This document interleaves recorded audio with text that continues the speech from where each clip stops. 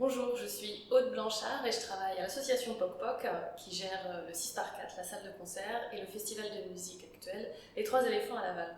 Aujourd'hui, j'ai décidé de vous parler du bouquet de mimosa qui a été fait par Séraphine. Pourquoi cette œuvre? Parce qu'en fait, quand je venais au château étant plus petite, je la voyais déjà en fait, cette œuvre-là. Et quand je l'ai revue, je dis oui, en fait, c'est elle. Parce que Séraphine, elle n'a pas eu une vie simple et que, en fait, dans ses œuvres, on retrouve des morceaux de sa vie.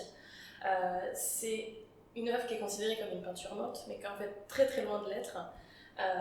Moi, j'imagine en fait Séraphine danser devant ce tableau avec ses petits coups de pinceau, pieds nus, qui fait ses incantations en latin. Et en fait, cette œuvre-là, pour moi, elle est aussi pleine de contrastes.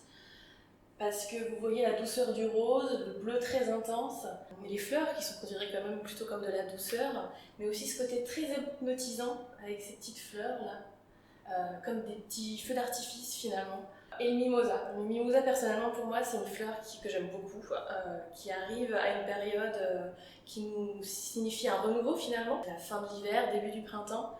C'est une fleur qui est très associée au soleil, mais qui est aussi très associée, et ça je pense que Séraphine ne le savait pas, mais très associée au féminin. Et c'est pas pour rien, je pense que cette fleur-là, elle a été prise comme symbole pour la journée de la femme. Donc voilà, c'est plein de petits éléments comme ça qui finalement, personnellement, me parlent beaucoup. Une peintre, femme, qui a eu sa reconnaissance uniquement après sa mort, comme beaucoup d'autres peintres de l'art naïf. Donc voilà, je voulais mettre un petit peu cette femme et ce tableau sur le devant de la scène.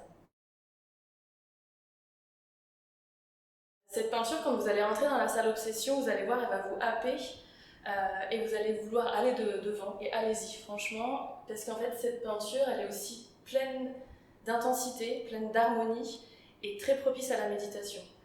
Vous vous posez quelques instants et peut-être comme moi, vous allez ressentir le petit courant d'air en fait, qui flotte et qui fait un petit peu bouger ces brins de mimosa. Voilà, je vous invite vivement à venir rencontrer Séraphine et son bouquet de mimosa.